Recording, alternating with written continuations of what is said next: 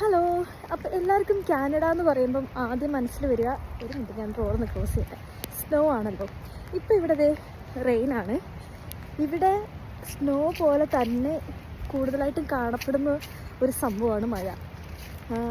ഇവിടുത്തെ മഴ കുറച്ച് പെശകാണ്.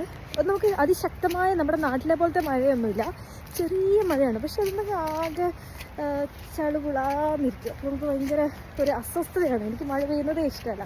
ഇപ്പോൾ കണ്ടോ, ഇന്നലെ ഒക്കെ ഇവിടെ ഫുള്ള് സ്നോയിൽ കവറായിരുന്നു. അതെല്ലാം മെൽറ്റായി.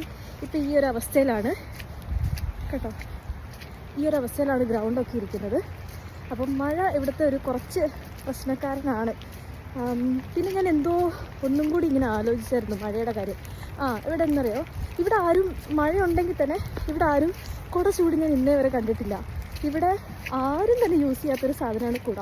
അവർ കൂടുതലും യൂസ് ചെയ്യുക റെയിൻ ഗിയേഴ്സാണ്.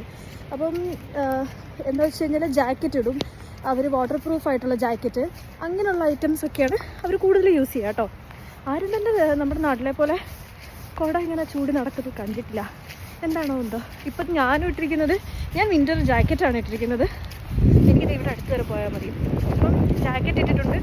നല്ല തണുപ്പുണ്ട്. നമുക്ക് കണ്ണ തണുപ്പ് തോന്നില്ല, പക്ഷെ നല്ല തണുപ്പുണ്ട്. പിന്നെ അത്രയും നമുക്ക് മഴ കൊള്ളില്ല. ഞാൻ പറഞ്ഞില്ലേ, മഴയുണ്ടെന്ന് പറഞ്ഞാൽ പോലും വലിയ കാര്യമായിട്ടില്ല. നമുക്ക് ഈ ജാക്കറ്റ് കൊണ്ടൊക്കെ അഡ്ജസ്റ്റ് ചെയ്യാം. നമ്മുടെ നാട്ടിലേക്ക് അതിശക്തമായ മഴ ഇവിടെ കാണാനായിട്ടില്ല. അപ്പം അത്രയൊക്കെ ഉള്ളൂ ഇതൊരു മഴ വിശേഷം അല്ലേ. ഇനി അടുത്ത വീഡിയോയിലൊക്കെ കാണാം കേട്ടോ. Bye bye.